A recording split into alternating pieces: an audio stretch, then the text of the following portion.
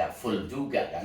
Artinya kan, nah kalau sekolah kan bukan transfer ilmu saja, tapi edukasinya kan, moral, akhlak itu kan mungkin lebih di situ. Jadi belum bisa digantikan. Nah, inilah diskusi yang selalu didiskusikan. Tapi kan juga bisa juga namanya misalkan dengan menggunakan media kan juga di situ juga ada nilai-nilai juga sebenarnya. Jadi kira-kira kalau kuliah ya mungkin ya. Kalau SD, SMP ya karena posisinya banyak ke pendidikannya.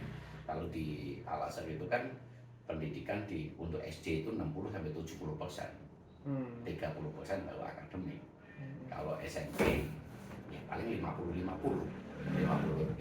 pendidikan, 50 transfer akhlak, nilai-nilai itu nilai-nilai universal ya. Kalau SMA baru 70 akademik, 30 nilai-nilai. Jadi kan dia kan udah persiapan perguruan tinggi. Kan gitu. Makanya kalau memang memungkinkan untuk menggunakan yang tadi untuk metaverse tadi kan berbasis hybrid tadi, kemungkinan yang memungkinkan SMA. Yang memungkinkan ya. Tapi kan metaverse itu cuma medium aja ya. Jadi metaverse itu kan ada avatar gitu kan. Bisa berinteraksi. Sebenarnya kan nggak harus ke sana, juga bisa sebatas video call aja gitu kan. Bisa ya. Ataupun sebatas ngikutin, kalau sekarang tuh kan banyak namanya MOOC gitu kan. Online courses gitu kan. Nah, salah satu konsep yang di Cikal tuh, jadi si anaknya SD nih, dia ngikutin ada materinya. Disuruh ngikutin pembelajarannya, terus orang tuanya yang harus bantu. Oh iya, artinya peran orang tua juga penting. Iya gitu.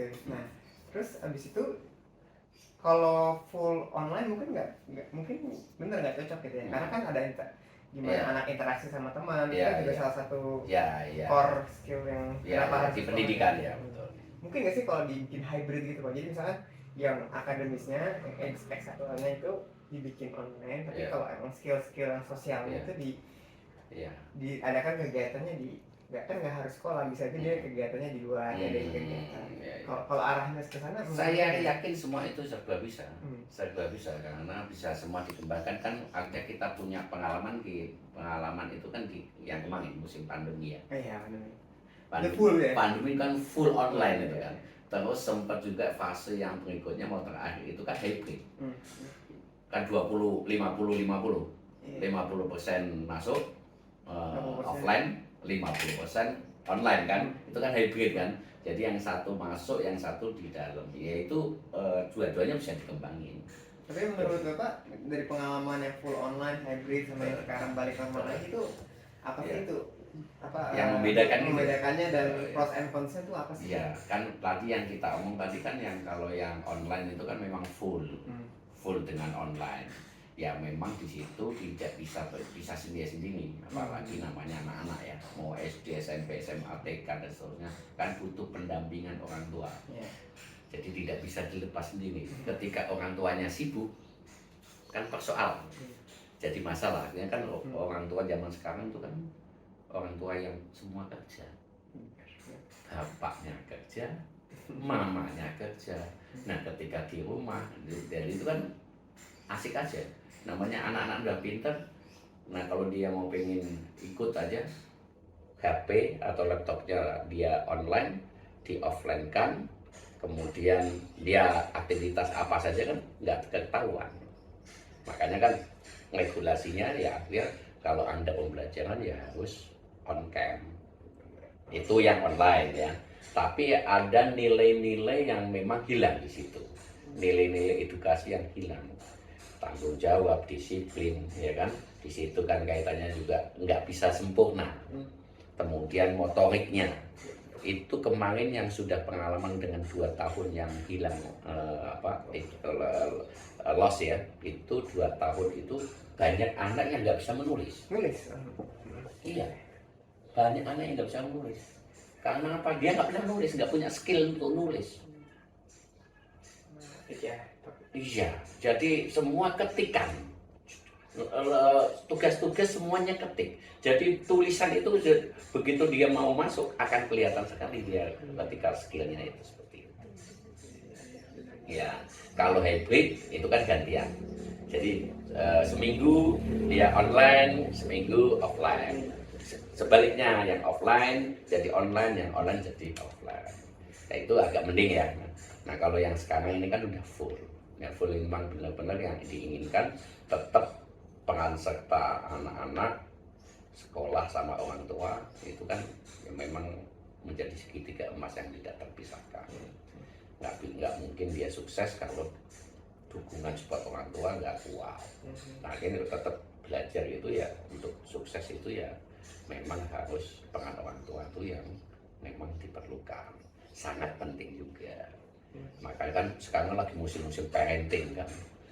Parenting sekarang di mana-mana ada parenting. Karena memang sementara ini kan banyak persepsi bahwa pendidikan itu diserahkan pada sekolah. Coba bayangkan sekolah itu kan hanya 8 jam. Jam 7, jam 3 atau jam 4 selesai. Kemudian yang 16 jam itu kan di rumah. Ya, disitulah peran orang tua. Nah, kalau peran orang tua misalkan sama-sama sinergi, sama-sama persepsinya sama dalam rangka ke anak itu kan juga akan dia sukses. Mungkin bentuknya orang tua kepada anak sifatnya kan hanya perhatian, support, saling mengingatkan. Gimana?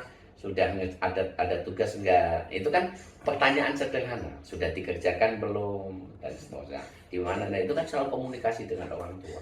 Kalau orang tua nggak fokus, nggak konsen terhadap pendidikan ya akhirnya kan pincang.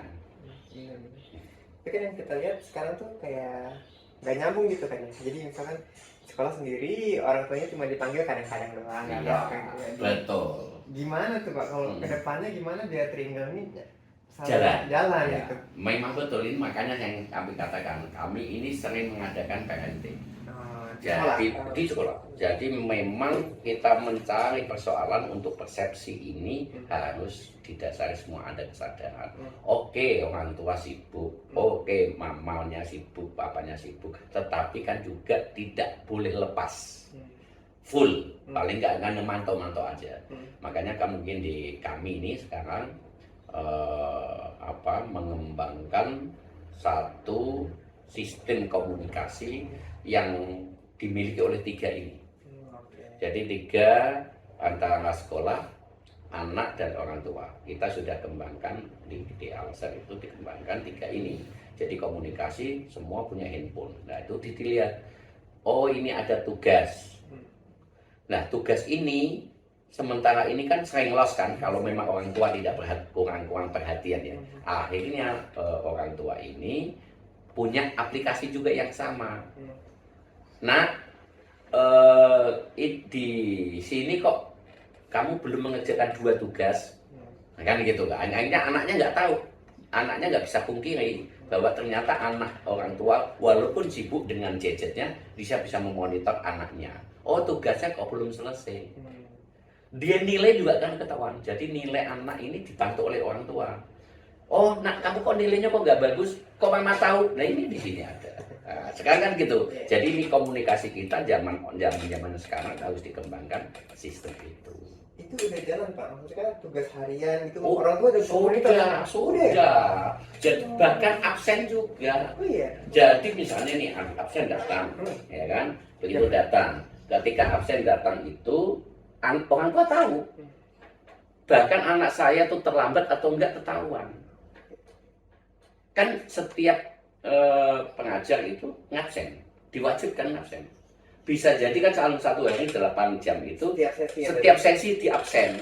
Jadi kan ketahuan orang tua. Jadi oh ini dia pengen tahu, oh lihat ada. Oh anak saya tidak menguasai bahan ini, ada. Oh dia nilainya anak ini ada. Oh ekstrakurikuler ini ada.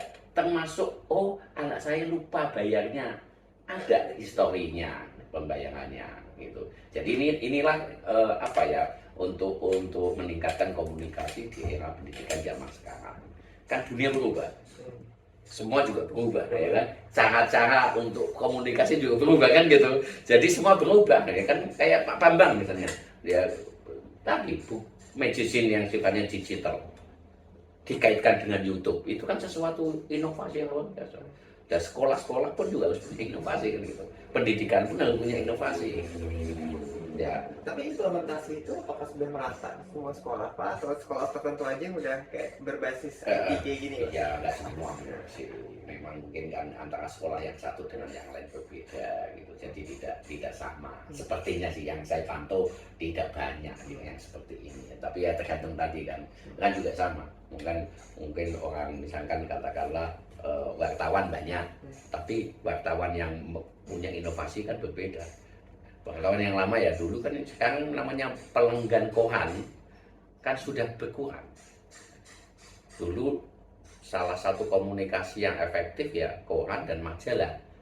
Kita pengen cari informasi ya langganan lah koran. Sekarang kan sudah pakai digital, mau cari apa di sini ada informasinya.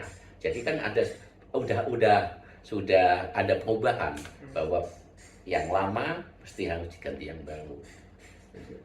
Jadi peran IT ini untuk sebenarnya membantu membridge di komunikasi di triangle ini. Triangle komunikasi. Nah, tapi aku mau angle on the flip side gitu, IT membantu gitu kan. Tapi on the flip side ada threat juga aku ngelihat ketika anak-anak tuh sekarang kan udah banyak GPT, generative system. Sekarang gimana nih sekolah bisa tugas gitu bener-bener dia yang ngerjain, make sure kalau itu kerjaan dia bukan dari AI dibantuin. Betul. Itu gimana Pak? Udah ketemu challenge itu ya.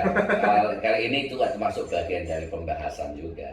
Artinya kalau seorang pengajar yang tidak punya inovasi, yang tidak punya pengembangan itu pasti akan ditinggalkan. Makanya sifatnya dengan misalnya adanya ChatGPT misalnya itu kan makanya pertanyaan-pertanyaan oleh pengajar itu harus dibalik. Jangan apa yang disebut, ya udah ada semua. Ya kan? Jadi sekarang bagaimana diubah pertanyaan bagaimana menurut Anda? Nah, jadi kalau disitulah pertanyaan aja sudah menjadi berbeda. Ketika bagaimana pendapat Anda, berarti kan pendapatnya sendiri, bukan pendapatan GPT, bukan penjelasan yang lain, tapi kan dia punya opini, punya statement, punya gagasan, punya ide sehingga dituangkan ke situ. Nah, sebagainya guru pun atau tenaga pengajar pun juga ditantang. Ya kalau hanya sifatnya mencatat dulu kan, guru mencatat, udah ditinggalkan, udah nggak ada. Anak-anak itu apaan? Kan itu sekarang udah nggak menarik Anda kan gitu kan. Makanya perlu di-develop. Guru juga punya cara-cara yang develop. Jadi yang tidak bisa diganti oleh IT maupun itu AI, GPT dan seterusnya adalah kepribadian, nilai-nilai. Nilai-nilai itu yang memang tidak bisa diganti menurut saya. Kalau sifatnya yang rutin, terus menerus yang dilakukan seperti itu, ini ditinggalkan. Kayak tol, dulu kan nyautin aja, diganti sekarang. Nggak ada yang namanya sekarang tol ada orang penjaganya. Tak pakai juga sama kan? Sekarang sudah nggak ada, karena rutinitas. Kalau makanya masuk SDM yang rutinitas yang dikerjakan itu aja, ya pasti akan ditinggal. Ini informasi ke kasir bank juga akan mau ditinggal juga. Tahap demi tahap. Hanya kita untuk transaksi, nabung di situ bisa, ngambil di situ bisa, semuanya juga bisa. Kan itu teknologi, nggak bisa diganti dengan yang lain. Ya kan, betul kan? Itulah IT. IT tetap penting. Bagaimanapun juga itu kan progresnya luar biasa. Gitu. Tapi kalau dunia pendidikan, nilai-nilai yang memang sifatnya harus ditransfer kepada anak itu juga berbeda. Termasuk sosial. Ya, kalau sosial kan nggak bisa diganti. Anda punya berteman, ya kan tetap harus berteman, berdialog, berdiskusi kan gitu. Yuk ngopi yuk, nah gitu kan ya, tapi sekarang juga menjadi kopi itu dijadikan sebagai tempat untuk mengerjakan tugas bagi anak-anak, tempat untuk bertemunya pembisnis, bertemunya negosiasi itu banyak di kopi. Kata kopi itu ada singkatannya kan, ketika otak perlu inspirasi. Makanya itu ngopi. Makanya sekarang kenapa kopi selalu jalan terus kan, ya kan? Jadi otaknya perlu inspirasi, harus ngopi. Makanya tempat-tempat itu, jadi ngopi itu sebuah style gaya hidup sekarang. Semua pas sepanjang jalan. Enggak di kota besar, di kota kecil. Kedai-kedai kopi itu banyak benar, lagi bermunculan. Ya karena apa? Nggak laki nggak perempuan, kopi itu bukan untuk ngopi sekedar, tapi hanya kopi itu simbol untuk pertemuan kan gitu. Jadi kopi itu tidak, ini kan inovasi juga. Dulu namanya kopi ya, oh ya ada satu gelas ya kan, diminum itu dulu. Tapi kan kopi ini juga berkembangnya zaman juga. Kopi itu ya jadikan gaya hidup, gaya hidup anak masa kini. Mau anak muda lah, yang tua lah, semua tuh kopi itu cuma. Dan cewek pun juga ngopi yuk begitu. Jadi mau di mana mengerjakan tugas kopi, mau ketemu bisnis ngopi, enaknya duduk kopi. Di situ kan tempatnya enak, ya kan, suasana, lampu-lampu, kanan kiri, musik, itu kan bikin nyaman. Sehingga kalau nyaman kan ide kreatif itu muncul. Nggak mungkin kreatif muncul kalau dia nggak aman. Makanya kopi menjadi penting untuk mentransformasi dirinya mereka. Ya. Ngomongin anak-anak masa kini tuh sekarang yang lagi tren juga adalah Gen Z kan, generasi strawberry yang ketika diserap sama industri perusahaan, kadang itu mereka nggak sekeras lah, nggak setangguh generasi sebelumnya. Menurut Bapak gimana dengan fenomena ini? Saya setuju itu. Anak sekarang itu pintar. Anak sekarang itu cepat, anak sekarang itu luar biasa, pengembangannya itu memang sangat berbeda. Ya, karena dia dekat sekali dengan IT, dekat sekali dengan media, ya itulah yang dia dipelajari. Nah, tapi kebanyakan, ya ini hipotesa ya, yang didiskusikan di antara kita itu bahwa anak sekarang kurang daya tahan, mudah menyerah karena dia serba gampang, dia serba mendapatkan sesuatu lebih gampang, sehingga daya tahan untuk mendapatkan itu berkurang. Kecuali generasi saya nih, ya kan? Benar gitu. Jadi memang agak sedikit susah. Daya tahannya tinggi, tapi IT ilmu kecepatannya kurang, kan gitu kan? Jadi misalnya kenapa daya tahan tinggi yang satu ini dia gagal, dia akan mencoba gagal lagi. Dia ini gagal lagi, ini gagal lagi, ini gagal lagi. Lah ini daya tahan ini kan sudah tertempal oleh generasi yang seperti yang zaman kami ya. Tapi kalau anak sekarang kan enggak, mudah, semuanya cepat enak. Mau pesen makanan, klik, datang sendiri ya. Mau pengen beli sesuatu, klik, datang sendiri dia. Ya kan, kalau kita kan, ya dulu kan butuh dulu ojek kan jarang, jalan kaki dulu, naik angkot dulu, ke mall dulu, ke pusat kota dulu, baru dapat. Dan sekarang semua gampang. Nah, disitulah letaknya yang membedakan untuk generasi sekarang itu skillnya bagus, kecepatannya bagus, tapi biasa ada nilai-nilai yang ini hipotesa ya, bukan kesimpulan ya. Apakah generasi yang Z milenial atau dan seterusnya ini tidak daya tahan, pertanyaannya kan gitu? Enggak, ini juga tetap tergantung orangnya juga. Tapi ini ngomong secara umum karena apa? Logiknya berpikir bahwa kalau yang serba mudah, ketika dia dapat persoalan, mendapat tantangan, kurang menantang bagi dirinya, sehingga cepat mudah menyerah. Ini kira-kira gitu gambarannya gitu. Ya, mungkin terakhir Pak, jadi untuk ini kan tahun Juni mau lulus ya, misalnya anak mau lulus, kira-kira apa nih Pak pesan untuk anak SMA yang mau lulus ataupun yang mau langsung kerja gitu kan? Dengan tantangan zaman yang makin terus-menerus bertambah gitu kan, apalagi nanti threat-nya adalah kerjaan kalian itu bisa di-replace sama robot gitu kan. Apa yang perlu mereka persiapkan gitu dari pemilihan kuliahnya, terus cara mereka belajarnya, apa yang harus mereka siapkan untuk menghadapi tantangan di masa depan Pak? Kalau menurut saya bahwa anak yang mau lulus itu dia harus mengetahui bakat dan minatnya dulu. Nomor satu. Jadi kalau dia sudah mengetahui bakat dan minatnya dia, baru dia akan menentukan langkah apa yang saya lakukan. Apakah mungkin saya minatnya memang untuk melanjutkan ke perguruan tinggi atau minatnya langsung kerja. Jadi kan atau mungkin cari kedinasan dan seterusnya, itu kan dilihat, akhirnya kan itu akan menentukan. Ya, setelah tahu bakat dan minat, baru disitulah dia diperuncing dalam konteks pengetahuan untuk mendapatkan itu. Kalau dia misalkan mau pengen ke perguruan tinggi, berarti ketika sudah tahu bakat minatnya, jurusan apa yang memang harus dia ditempuh, maka dia disitulah melakukan untuk mendapatkan masuk ke situ, kuota itu gimana caranya. Nah, itu langkah-langkah dari bulan Februari ini, dari awal tahun sampai setengah tahun untuk mempersiapkan masuk ke perguruan tinggi. Kalau dia kedinasan apa yang pas? Kalau memang dia butuhnya ABRI, polisi, imigrasi, kan butuh latihan fisik. Dia selain belajar juga fisiknya dipersiapkan. Bagi yang kerja, dunia kerja, dia harus cari apa, skill apa yang dia dapatkan. Mau milih yang komputer, teknisi, engineer, arsitek, dan seterusnya, ya itulah yang akan menuju ke sana. Jadi masih ada beberapa bulan untuk menyiapkan, begitu dia SMA jangan sampai bengong, jangan sampai gagal, saya mau kemana, jangan yang begitu, itu kan. Makanya masih ada waktu, persiapkan dirinya, tapi mengetahui dirinya saya mau kemana.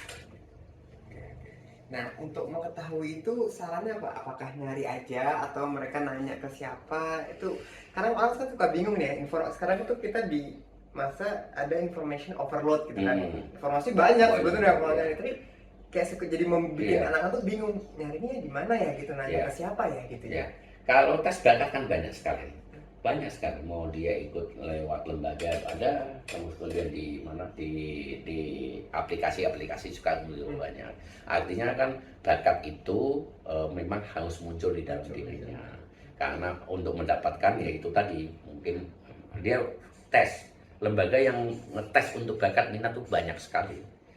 Nah, kalau dia misalkan mau pengen ke lembaga, ya silahkan. Tapi yang online di kamar saja, ya kayak kalian ini kan, kayak Pak Bambang itu nggak usah kemana-mana, kan tahu nih di dalam, dia nggak, di dalam udah tahu, di situ ada informasi apa aja, juga ada tes bakat, saya bakat apa kan ketahuan. Jadi itulah, begitu dia tahu bakatnya, tahu minatnya, itulah yang menjadikan dia sesungguhnya untuk meraih masa depannya mereka. Karena lulus SMA itu memang strategis, Pak. Strategi saya mau kemana itu di SMA ini. Akhirnya pemilihan saya menjadi apa dan saya mau kemana di SMA ini. Ya, setuju. Kira-kira gitu, Pak. Siap. Ya. Mungkin itu aja kali ya untuk sesi kali. Ini belum mandi masalahnya. Ini diculik nih tadi. Makasih ya.